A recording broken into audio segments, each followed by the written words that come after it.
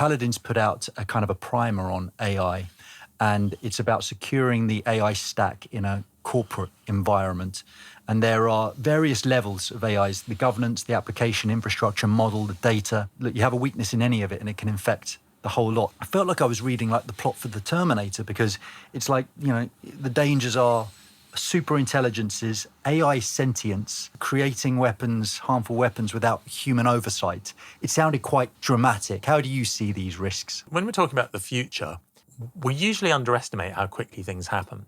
So humans have a tendency to believe that everything is more complicated and harder than it often turns out to be. Technology makes amazing leaps.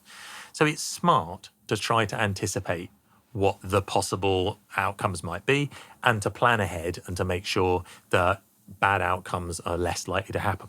But at the same time, it's really important not to mistake that planning for a clear signal that something's about to happen. Fair enough. It's just not. Yeah. And I don't think, personally, I don't in any way buy the idea that artificial general intelligence, this idea that we're going to have software which is smarter than people, is going to happen anytime soon. But I do think it's a good idea to have thought about it, to plan for it, to try to make sure that you put the protections in place that prevent these kinds of problems from happening. And when we talk about the security of AI, it's important to talk about some other things.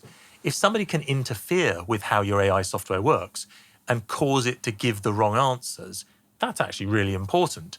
And it's especially important in national security and defense. If I have a piece of software which I'm trying to use to detect spies who are trying to steal our secrets, it matters a lot that it makes really good decisions about that and that we don't try and go after the wrong people. And in the same way, if you're working in the battlefield, then the idea that you're going to let an automated system make decisions about killing people feels very uncomfortable.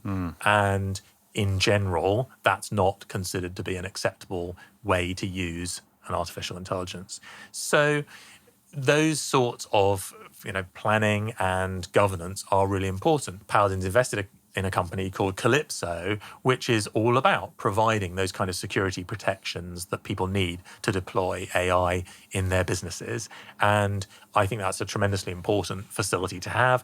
It's not the kind of thing where you want to have to reinvent the wheel in each company or by yourself.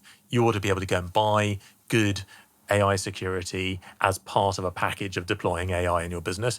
And you also need to be smart. You need to think about how you're going to use AI in your business and what are you not going to let it do? What sorts of decisions do you want humans to stay in the loop? In the military, the example would be about making decisions to use weapons. But in enterprises, it might be as simple as whether or not you let the AI decide to turn things on and off in your factory.